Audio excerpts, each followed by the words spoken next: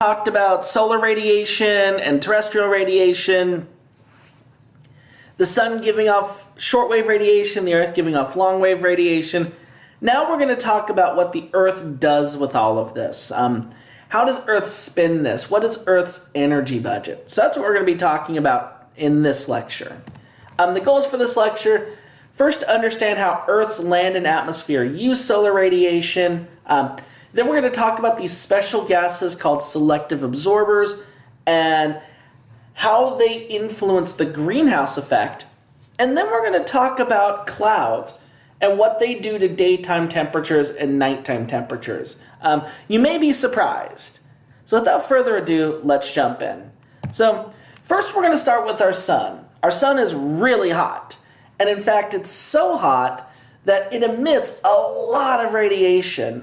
Per the Stefan Boltzmann law from the last lecture, the warmer an object is, the more radiation it emits. And per Wien's law, the warmer the object, the shorter the wavelength. And this is true for the sun. So we call the radiation that the sun emits shortwave radiation.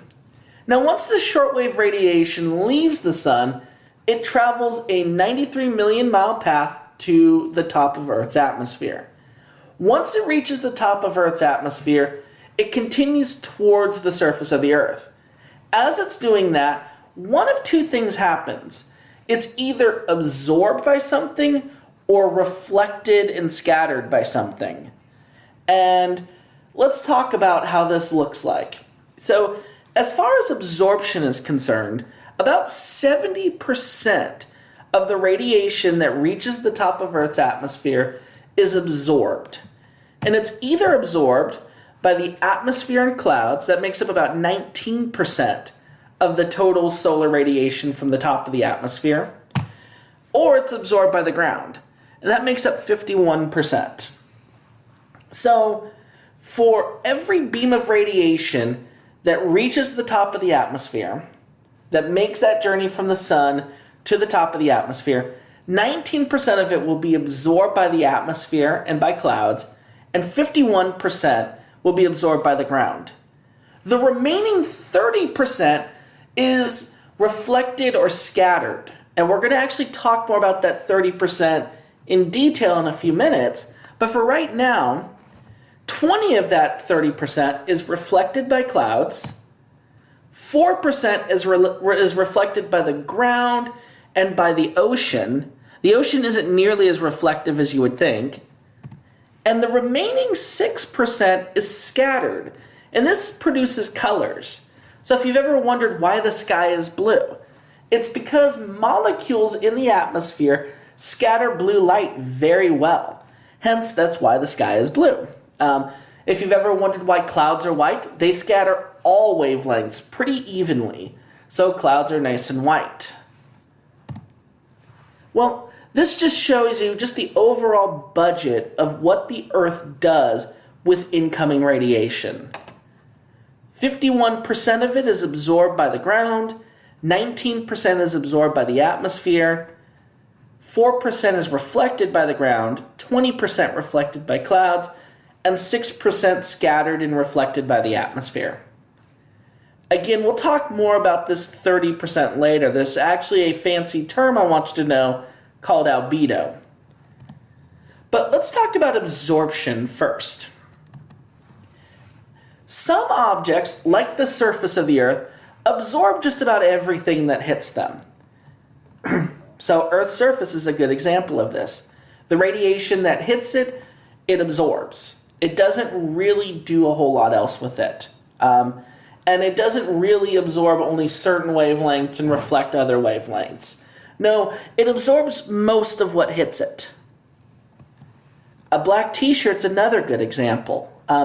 If you've ever thought of a t-shirt that you're wearing or the clothes that you're wearing, the reason why they have the color that they have is because they absorb all wavelengths of visible light but that color. A black t-shirt absorbs all wavelengths of visible light.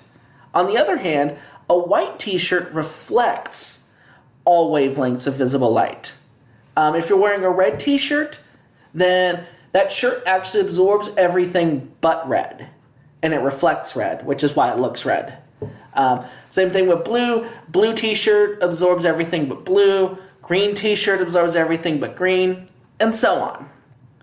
However, other objects or other gases or other things only absorb some wavelengths while being completely transparent to others. Think about the windows in your car. The windows on your car are transparent to visible light. That's a good thing because we want to be able to see everything outside of us. Otherwise, it wouldn't be safe to drive. But they actually are absorbent to other wavelengths of radiation. These are what we call selective absorbers. So think about selective listeners. I consider myself a selective listener. I only like to listen to the good stuff and ignore the bad stuff.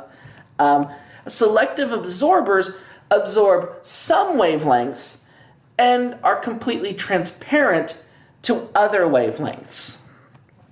Greenhouse gases are a certain type of selective absorbers. They are transparent to most shortwave radiation, while absorbent, opaque, that's another fancy word that we use, opaque, to other types of long-wave radiation. And hence, they end up acting like a blanket in a sense. A transparent blanket, but a blanket nonetheless. They let sunlight in, but they don't let Earth's long-wave radiation out. Let's talk about these greenhouse gases a little bit more. As I just said, they're transparent to shortwave radiation. So the radiation that the sun emits, they are perfectly transparent to it. They let it just pass on through. On the other hand, the radiation that the Earth gives off, that long-wave radiation, is mostly absorbed by them. Now this is a good thing because this keeps us warm. And what this also does is it warms up those greenhouse gases in the atmosphere. As they warm up, they then emit more radiation. Again, the Stefan Boltzmann law. The warmer an object gets, the more radiation it emits. Some of that radiation is emitted back out to space. Other amounts of it is emitted back down to the ground, keeping us warm. So greenhouse gases keep us warm. Now, what gases absorb what wavelengths? Well, if you take a look here, this is what's called the absorption spectrum, and it shows you several different wavelengths of radiation here on the x-axis, and then the percentage of what they absorb here on the y-axis. So where you see a lot of gray, these areas represent areas of little to no absorption. Where you see a lot of this purple area, that represents lots of absorption. And as you can see here, nitrous oxide, completely transparent to shortwave radiation. Lets it all through, it absorbs none of it. However, as you get towards longer wavelengths, around 5 microns and around 7 microns, nitrous oxide is very opaque to those. It absorbs those pretty well. Hence, nitrous oxide is a greenhouse gas. Methane is very similar. Methane is completely transparent to most shortwave radiation. However, it absorbs a lot of radiation at 3 microns, 4 microns, and again at 7 microns. Oxygen also does a really good job of absorbing some long-wave radiation, specifically here at 10 microns and a little bit here at 15 microns. The difference between ozone and these first two is that ozone also absorbs tremendous amounts of ultraviolet radiation. Now that's a good thing. We like that because that prevents all that harmful radiation from reaching the surface of the Earth. So yay ozone. Water vapor and carbon dioxide down here, they also absorb a tremendous amount of long-wave radiation while being perfectly transparent to shortwave radiation. When you add all this up, what you end up getting is this down here. This is the absorption spectrum of the total atmosphere. And what you notice is that Because of ozone, much of the ultraviolet radiation is absorbed. A little bit of visible light is absorbed. And then there are all of these wavelengths here in the long wave radiation that are being absorbed. There's one big exception. Between approximately 7 microns and 12 microns, and it varies a little bit from person to person, from textbook to textbook, but right around here is what we call the atmospheric window. With the exception of right around 9 to 10 microns, almost everything here passes back out into space. So these are the wavelengths that everything is pretty transparent to. So, and so that's something that we as meteorologists are really interested in looking at, because when we fly satellites over the Earth and we're looking at infrared radiation, these are going to be the wavelengths that we really want to look at. And we'll talk more about satellite and why that's important when we talk about mid-latitude cyclones. So that's coming up. Now, what happens to radiation that's not absorbed? Well, it's either transmitted, which means it just simply passes through a material. So all the stuff that wasn't absorbed either simply passes through, it's transparent, or it reflects off of that something, simply bounces off of that something. So when this happens, the radiation hits the object and then just bounces off of it. And that's what reflection is. Now, I mentioned earlier that about 70% of the radiation that reaches the top of the atmosphere is absorbed. The other 30% is reflected. And we call that 30%, we have a fancy name for it, we call it the albedo. So the albedo is the percentage of radiation that is reflected off of an object.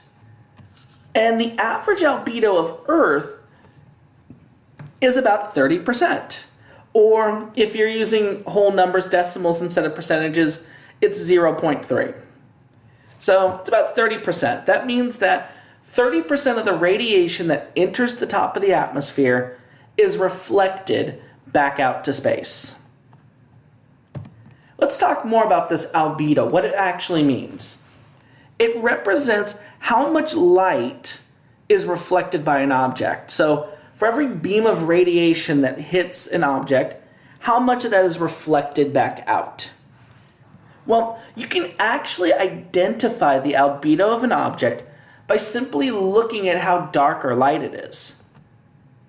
The lighter colored the object is, the higher the albedo. This is why when it's really hot outside, you will hear people say, remember to wear light colored clothing today because it's really hot outside. The reason why they're saying that is because you want to wear stuff that's going to reflect most of the light that hits it. That way that keeps you cool. Otherwise, if you wear something dark colored that has a low albedo, it's going to absorb all that heat. And that's going to heat you up. That's going to make you feel hot. So white objects have very high albedos. They reflect most of what hits them. Black objects have very low albedos. They absorb most of what hits them. So here are 3 circles here. We have a very brilliant white circle here, a moderately gray circle here, and a very dark gray circle here. In fact, on many of my screens in my classrooms, this almost comes off as pitch black.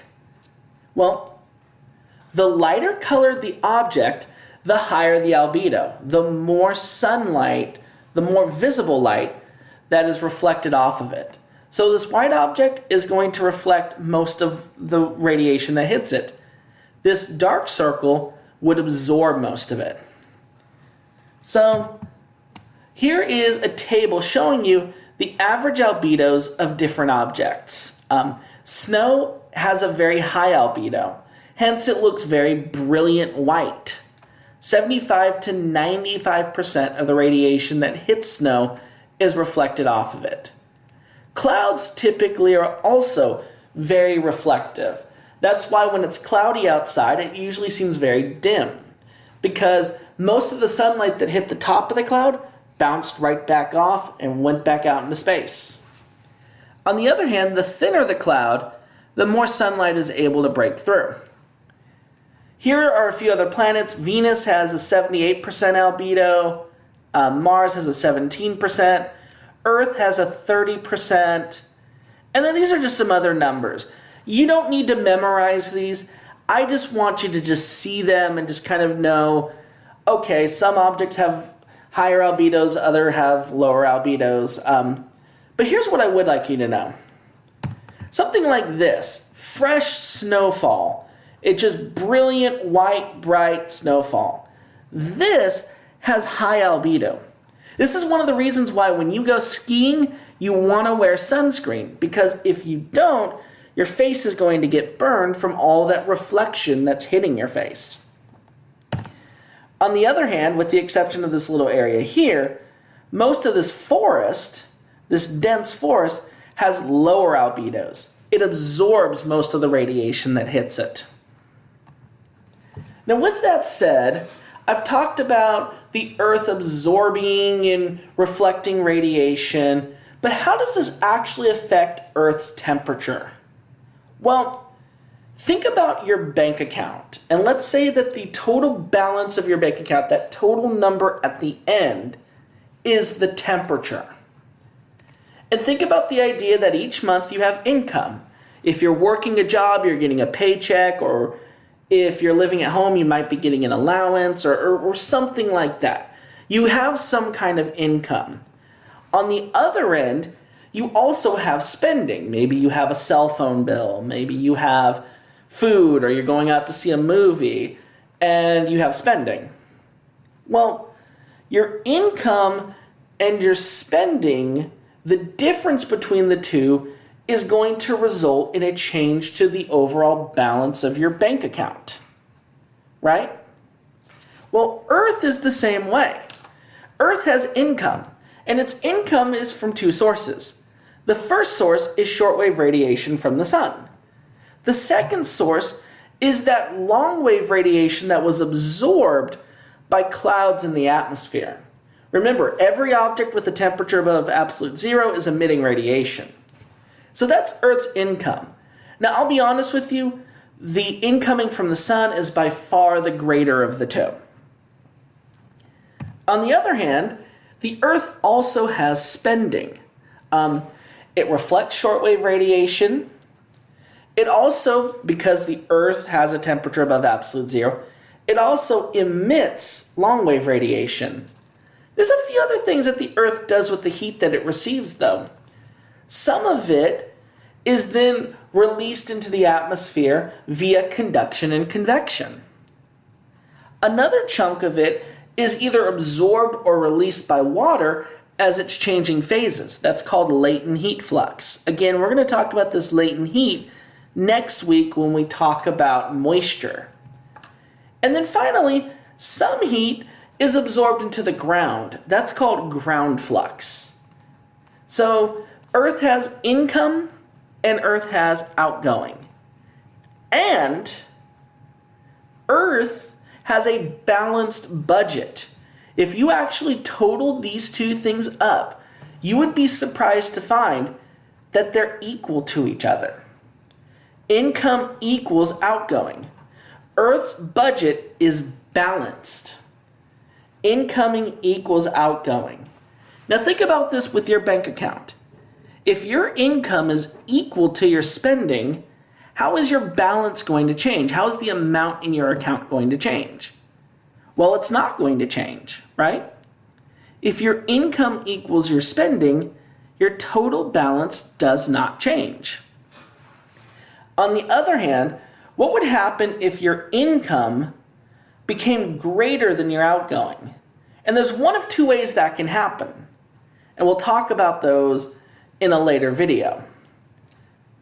Well, if your income was greater than your outgoing, that means that you're making more money than you're spending. Your bank account would increase, it would grow.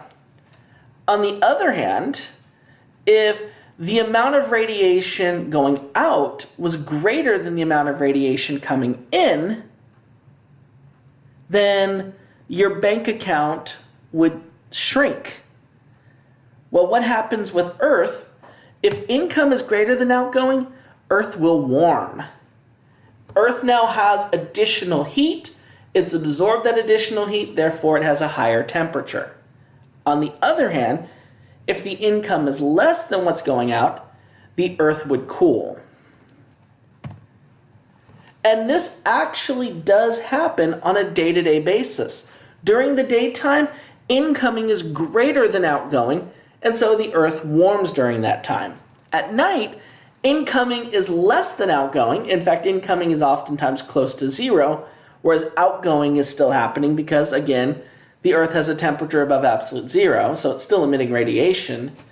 This means that the Earth is cooling. This also happens with different latitudes.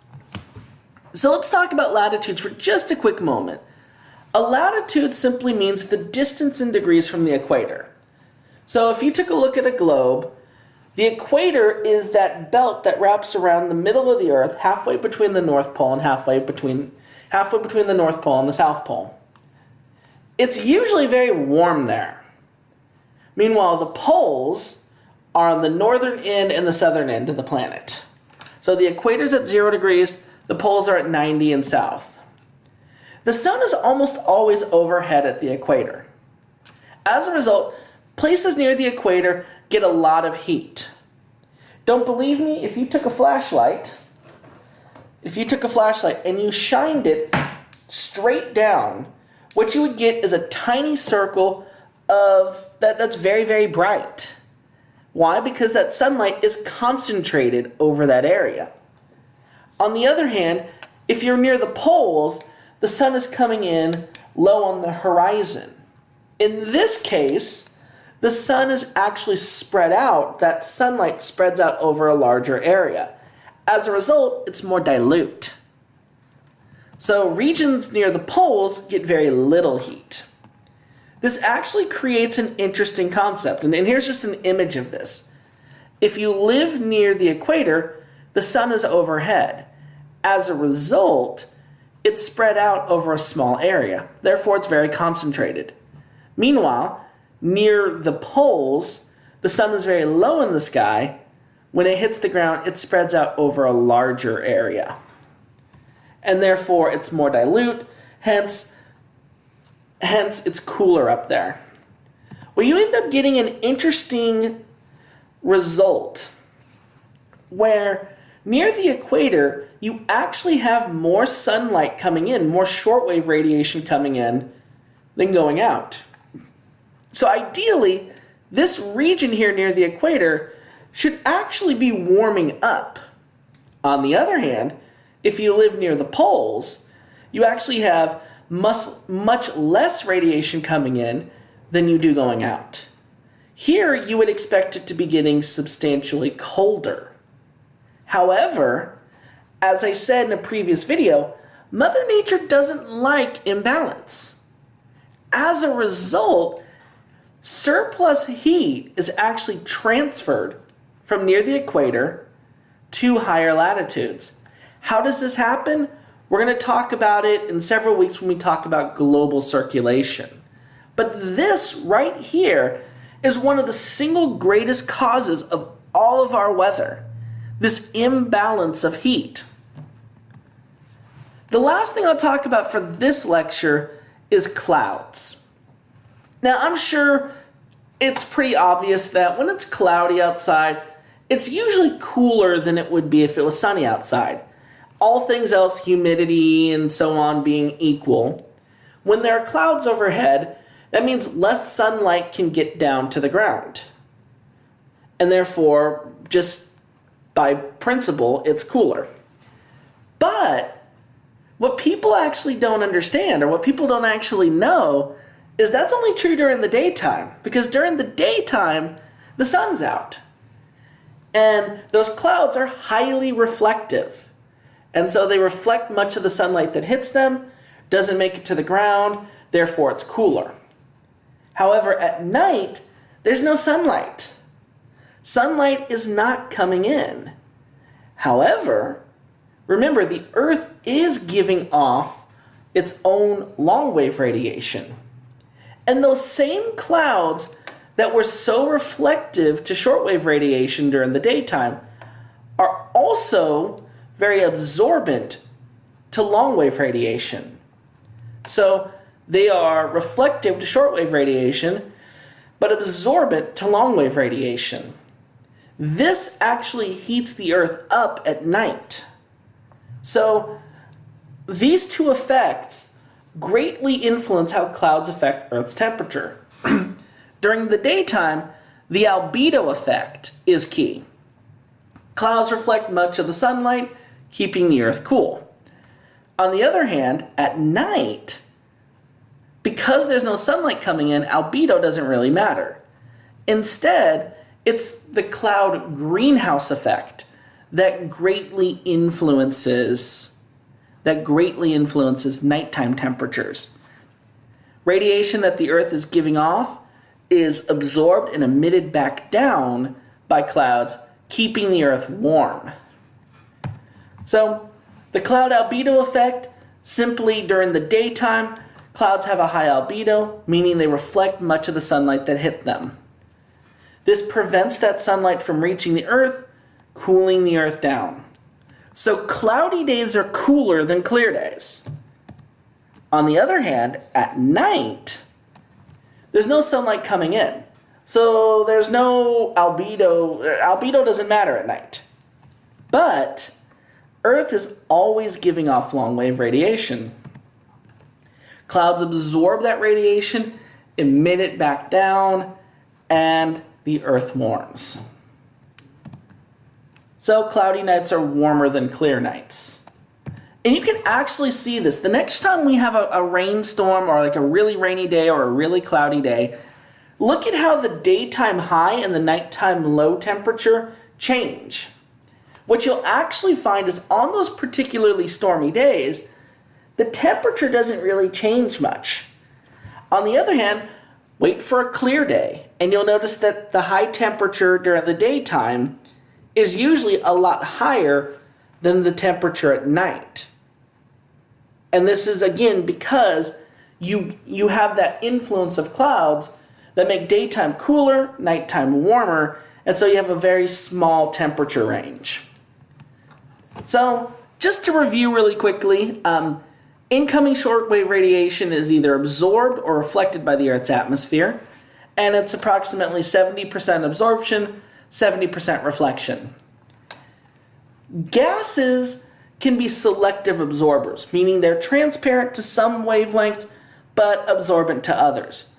Greenhouse gases are a good example of this.